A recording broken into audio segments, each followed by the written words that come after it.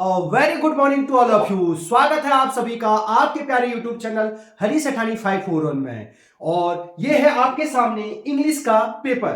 तो हिमज्योति स्कूल जो पेपर है इसका एंट्रेंस एग्जाम जो 1 फरवरी 2026 को होगा, तो उसके लिए बहुत कम समय बचा है। तो उसमें हिंदी, गणित और साइंस और इंग्लिश और मैथ्स जो है पूछा जाता है।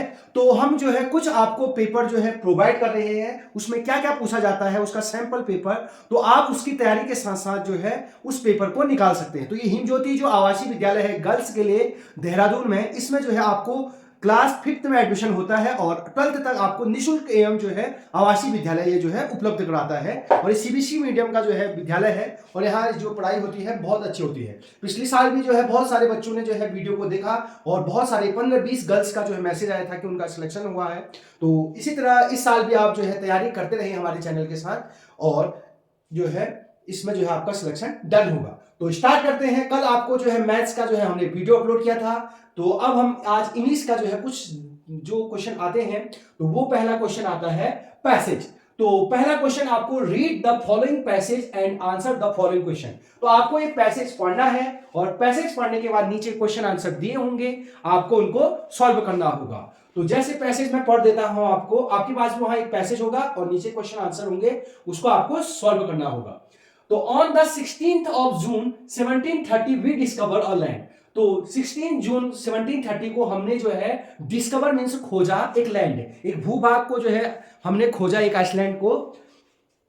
अवर captain sent a dozen man with vessel of water. जो हमारा कैप्टन था उन्होंने जो है डजन मींस जो है दर्जनों, जो कहते हैं दर्जनों लोग थे, उनको जो है वेसल्स ऑफ वाटर के साथ यानी बड़े बड़े नाव और बड़े बड़े बर्तनों पानी के लिए जो है उन्होंने हमको जो है भेजा उस लैंड में।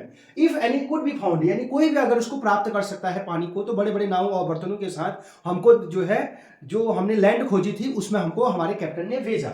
When we came to land, we saw no river or spring nor any inhabitants। तो जब हम उस लैंड में पहुंचे, तो जब हम उसमें पहुंचे तो नो रिवर, तो उस लैंड में कोई नदी नहीं थी, नो और स्प्रिंग, कोई झरने नहीं थे, नॉर एनी इनहेबिटेंट्स, यानी वहां कोई वासिंदा नहीं था, कोई भी निवासी वहां का जो उस स्थान में रहता था लैंड में, कोई भी निवासी उस जगह पर कोई नहीं रहता था, ना झरने थे ना पानी के सोर्स थे। तो ऐसा वीरान सा वो जो है लैंड था, जमीन का टुकड़ा था। I went on to explore, तो मैंने क्या करा, उसको जो है वहां खोजा भी, वहां उसको जो है भ्रमण किया, वहां देखा, उसको एक्सप्लोर किया। The country was barren and rocky. जो जो कंट्री थी, वो लैंड था, वो बहुत बैरन, उपजाऊ नहीं थे उसमें, यानी अनुपजाऊ थी, बहुत ही ऊसर था, वहां पानी की कमी थी, तो अनुपजाऊ थी। यानी जो भूमि जो है बैरन होती है, खुरदुरा होती है, जिसमें ज्यादा अनाज नहीं होता, उसे कहते हैं अनुपजाऊ। तो एंड रॉकी, पथरीला भूमि थी। I turn back to join the crew, मैंने दोबारा जो है क्रू को बैक, अपने जो क्रू मेंबर थे मेरे, जो मेरे साथ आए थे दर्जनों चालक, उनको जैसे ज्वाइन करने की सोची, बैक टर्न हुआ। Only to see then getting into the boat and rowing for like to get the ship. तो मैंने देखा कि वो जो मेरे साथ के क्रू आए हैं, वो तो अपनी जान लगा के जो है भागने की तैयारी कर रहे थे और जहाज की ओर जाने लगे थे। तो आपके पास ये जो है पैसेज है और इसी पैसेज को मैंने आपको समझा चुका हूं। अब इसके आधार पर नीचे क्वेश्चन देगा, When was the land discovered? तो ये लैंड कब डिस्कवर हुआ? तो आप देखेंगे कि 16 जून 1730 को वो लैंड डिस्कवर हुआ। तो यहां पर लिख सकते हैं 16 जून 1730, ठीक। तो 17 जून 1730 को जो है वो लैंड क्या हुआ, डिस्कवर हुआ। तो the land was discover on 16 जून 1730। तो यहां पर पूरा लिख देंगे, सॉरी मैंने थोड़ा गलत लिख दिया। तो द लैंड गलत नहीं लिखा है, पहले इसको लिखना चाहिए था पूरा। द लैंड डिस्कवर्ड ऑन, फिर इसके बाद इसको लिखेंगे 16 जून 1730। तो इसको पूरा सेंटेंस में लिखना है, तभी आपको मार्क्स मिलेंगे। अगला है who sent a dozen man with vessel of water, यानी हु मींस कौन, किसने जो है दर्जनों जो है आदमियों को जो है बर्तनों और जो है वेसल्स मींस बहुत बड़े बड़े बर्तन या नाव भी कह सकते हैं, उसके साथ जो है भेजा। तो किसने भेजा, यहां पर लिखा है our captain sent a dozen, तो dozen mans with vessel of water. तो हमारा जो कैप्टन था उसने भेजा था। तो जब भी हु का क्वेश्चन आता है तो उसकी जगह नाम लिख देते हैं। तो यहां पर लिख देंगे आवर कैप्टन, आवर कैप्टन। तो आवर कैप्टन लिख देंगे, बाकी को वैसे उतार देंगे। Our captain sent a dozen man with vessels of water. Vessels of water. तो हु की जगह नाम लिख देना है, बाकी को वैसे उतार देना है। अगला है what is the opposite of barren. Barren means मैंने बताया था ऐसी भूमि जो है ज्यादा अनाज नहीं देती है, जिसे अनउपजाऊ कहते हैं, जो उपजाऊ नहीं है। तो इसका मतलब जो उपजाऊ होगी उसको क्या कहेंगे, तो यहां पर लिखेंगे द अपोजिट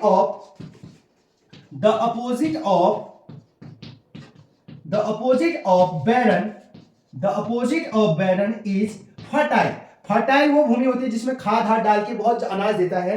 तो FERTILE उपजाऊ कहते हैं इसके लिए। The opposite of barren is fertile. तो बैरन का जो अपोजिट होता है वो क्या होगा, फर्टाइल होगा। अगला क्वेश्चन देखते हैं What is the condition of the country they explored। तो वो एक्सप्लोर क्या था, उन्होंने कंट्री को देखा था, तो वो कंट्री जो है किस प्रकार की थी। तो आप देखेंगे जो कंट्री थी यहां पर लिखा है When we came to the land, saw no river and spring, nor any inhabitant. I want on to explore. The country was barren and rocky. तो जो कंट्री थी वो जो है barren and rocky थी, और वहां जो है कोई भी जो है झरना रिवर नहीं था। यानी वो जो लैंड था उसमें कोई झरना रिवर नहीं था, कोई वहां निवासी नहीं रहता था, और वो अनउपजाऊ जमीन थी। तो यहां पर लिख देंगे द यहां से पूरा लाइन यहीं से लिख सकते हैं the country was COUNTRY, the country was barren and rocky. The country was barren and rocky. आप इतना छोटा लिख के भी चल सकते हैं, यानी वो जमीन जो थी पथरीली और जो है अनउपजाऊ थी। तो इस प्रकार आपने पैसेज को सॉल्व कर दिया। यहाँ पर देखेंगे क्वेश्चन नंबर 2। तो क्वेश्चन नंबर 2 हमें यहाँ पर दिया गया है right the opposites of given words. तो यहाँ पर हमें कुछ वर्ड्स दिए गए हैं, उनका हमें क्या निकालना है, अपोजिट मीनिंग हमें यहाँ पर लिखनी है। तो अपोजिट मतलब होता है जो शब्द दिया गया है उसका उल्टा शब्द हमें यहाँ पर लिखना है। तो सबसे पहले हम देखेंगे हमें शब्द दिया गया है फास्ट। तो फास्ट मीन्स होता है तेज। तो तेज को हम क्या लिखेंगे, अगला उसका अपोजिट जो शब्द लिखेंगे वो हो जाएगा धीरे। तो फास्ट का होगा यहाँ पर स्लो, SLOW। अगला हम देखेंगे यहाँ पर रफ। रफ का मतलब होता है यहाँ पर दरदरा। तो रफ का जो अपोजिट वर्ड होगा वो हो जाएगा यहाँ पर स्मूथ, SMOOTH, स्मूथ। और अगला हम देखेंगे यहाँ पर अगला वर्ड है हमारा पीस। तो पीस का जो हम यहाँ पर देखेंगे अपोजिट वर्ड होगा, पीस मतलब होता है शांति। तो शांति का अपोजिट वर्ड हो जाएगा यहाँ पर वॉर। अगला हम यहाँ पर शब्द दिया गया है हमें इनसाइड। इनसाइड मतलब होता है अंदर। तो इनसाइड का जो अपोजिट वर्ड होगा वो होगा हमारा आउटसाइड। तो हमें स्पेलिंग भी यहाँ पर याद होनी चाहिए ताकि हम वहां पर करेक्ट वर्ड हम लिख सकें। तो ये हमारे 4 अपोजिट वर्ड इस तरीके से वहां पर आएंगे। तो इसके अतिरिक्त भी और अपोजिट वर्ड आपको अपनी नोटबुक में क्या करने हैं, नोट करने हैं। अगर हम देखेंगे यहाँ पर क्वेश्चन नंबर 3 है रीअरेंज द फॉलोइंग सेंटेंस। अब हमें इस प्रकार का क्वेश्चन भी यहाँ पर देखने को मिलता है। तो उसमें क्या होता है, सेंटेंस दिया होता है और उसमें जो है हर एक वर्ड क्या है रीअरेंज करना होता है। तो हमें यहाँ पर जो वर्ड दिया गया है तो वो सेंटेंस दिया गया है वो रीअरेंज नहीं है। इस प्रकार के जो सेंटेंस दिए जाते हैं उसे हम कहते हैं जंबल सेंटेंस। तो जंबल सेंटेंस में देखो सब्जेक्ट हमें बीच में दिया गया है, जो कि सब्जेक्ट जो है पहले आता है। सबसे पहले सब्जेक्ट, फिर वर्ब, फिर आता है हमारा ऑब्जेक्ट। तो इस प्रकार का हमें जंबल सेंटेंस यहाँ पे दिया गया। अब हमें इस सेंटेंस को क्या करना है, हमको अरेंज करना है। तो सबसे पहले हम यहाँ पर देखेंगे, सबसे पहले हम यहाँ पर सब्जेक्ट लिख लेंगे। तो सब्जेक्ट है यहाँ पर मालू। मालू क्या होता है, पोलर बियर, ध्रुवी भालू हम जिसे कहते हैं वो है यहाँ पर मालू। तो मालू यहाँ पर हो गया सब्जेक्ट। तो सबसे पहले हम लिखेंगे सब्जेक्ट। तो यहाँ पर आएगा Malu watch good at, good at. यहाँ पर आएगा कैचिंग, जो वर्ब है कैचिंग, CATCHING, कैचिंग फिश। ये आ जाएगा फिश, ऑब्जेक्ट फिश। तो इस प्रकार मैंने सेंटेंस को क्या कर दिया, यहाँ पर अरेंज कर दिया, जिससे इसकी मीनिंग जो है अब सही निकल के आ गई। Malu was good at catching fish, अर्थात जो ध्रुवी भालू मालू है वो मछली पकड़ने में क्या है, माहिर है, अच्छा है। तो इस प्रकार इसका हम अब क्या निकल गया, अर्थ निकल गया। अगला हम देखेंगे should always we help the poor. तो अब इस सेंटेंस को भी हमने क्या करना है, यहाँ पर अरेंज करना है। तो सबसे पहले हम देखेंगे वी, सब्जेक्ट को हम यहाँ पर लिख लेंगे we should we should always help the poor। यहां पर आएगा help the poor। तो आपने वहां पे अच्छे से लिखना है, और जो भी ये सेंटेंस दिया गया है इसको सबसे पहले यहाँ पर लिखना है सब्जेक्ट, फिर आ जाएगा आपका वर्ब, फिर आएगा आपका ऑब्जेक्ट। तो अब देखो मैंने जो सेंटेंस बनाया है उसकी मीनिंग यहाँ पर निकल गई है कि हमें हमेशा जो है गरीबों की क्या करनी चाहिए, मदद करनी चाहिए। तो इस प्रकार का जो जंबल सेंटेंस दिया गया था जो क्या था, मीनिंगलेस था, तो मैंने इसको चेंज किया और मीनिंगफुल सेंटेंस यहाँ पर बनाया। क्वेश्चन नंबर 4 यहाँ पर है write some lines about the following. तो यहाँ पर कुछ वर्ड्स दिए गए हैं, इन वर्ड्स को यूज करके हमने क्या बनाना है, यहाँ पर सेंटेंस बनाने हैं। तो पहला यहाँ पर वर्ड दिया गया है बस। तो बस के लिए मैं सेंटेंस बनाऊंगी आई गो टू स्कूल बाय बस। तो ये सेंटेंस मैंने बनाया है, इस सेंटेंस में बस जो है यहाँ पर यूज हुआ है। तो इस प्रकार से सेंटेंस आपने वहां पे बनाने हैं। अब फैमिली का सेंटेंस जैसे मैं बनाऊंगी माय फैमिली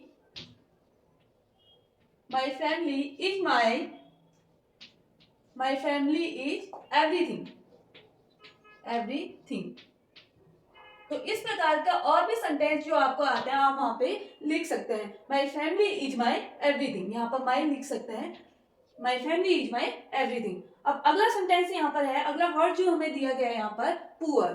तो पुअर के लिए मैं सेंटेंस बनाऊंगी he comes from poor family. तो इस प्रकार का और भी सेंटेंस जो आपको आता है आप उसको यहाँ पर लिख सकते हैं। अब ट्री के लिए हम सेंटेंस बनाएंगे trees our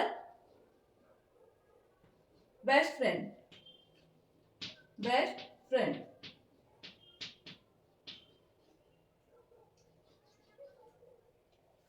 trees are our best friend. तो इस प्रकार के सेंटेंस आप वहां पर साफ वहां पे लिख सकते हैं। जितने साफ आप वहां पर काम करोगे उतनी ही अच्छे मार्क्स आपको लिखने के वहां पर आपको मार्क्स मिलेंगे। अगला है यहाँ पर चेंज द जेंडर। तो हमें जेंडर चेंज करना है। तो जेंडर के लिए हम देखेंगे यहाँ पर है एक्टर। जो मेल वाले होते हैं, मेल एक्टर होते हैं, हम उसे कहेंगे एक्टर। जो फीमेल होती है उन्हें हम कहेंगे एक्ट्रेस। ACTRESS actress. तो ये फीमेल को हम कहेंगे एक्ट्रेस। ऐसे ही टाइगर का हो जाएगा यहाँ पर टाइग्रेस। TIGRESS टाइग्रेस, ये हो गया। अब फॉक्स का हो गया यहाँ पर विक्सन। VIXEN vixen. अब गॉड का यहाँ पर जेंडर अगर चेंज करेंगे तो यहाँ पर हो जाएगा गॉडेस। GODESS